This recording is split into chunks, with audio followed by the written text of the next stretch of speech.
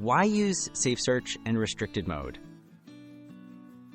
SafeSearch and YouTube restricted mode help filter out explicit or inappropriate content, making searches and video viewing safer for children. Activating these features gives parents more control over what their kids might see online, reducing the risk of exposure to harmful material. It's a simple step for creating a safer and more family-friendly internet experience at home or in schools. Activating Google SafeSearch on a computer. To turn on SafeSearch for Google searches, go to google.com and click on Settings at the bottom right. Select Search Settings, then check the box labeled Turn on SafeSearch. Scroll down and click Save. When enabled, SafeSearch helps hide explicit results from Google search, making web browsing safer for kids. Setting up SafeSearch on mobile devices.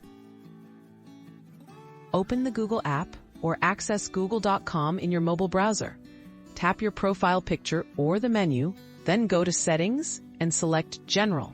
Look for the SafeSearch filter and switch it on. This ensures that inappropriate content is filtered out of Google searches on smartphones and tablets, making mobile browsing safer for children.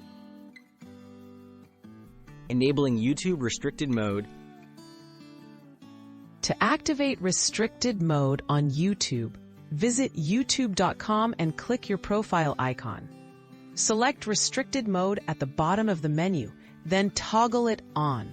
For mobile, tap your profile picture, go to Settings, then General, and enable restricted mode. This feature helps screen out potentially mature or harmful videos from search results and recommendations.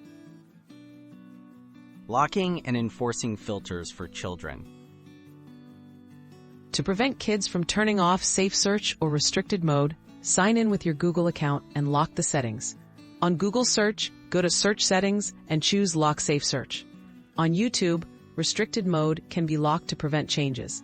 These steps help ensure that the filters stay active, protecting young users from unintended content.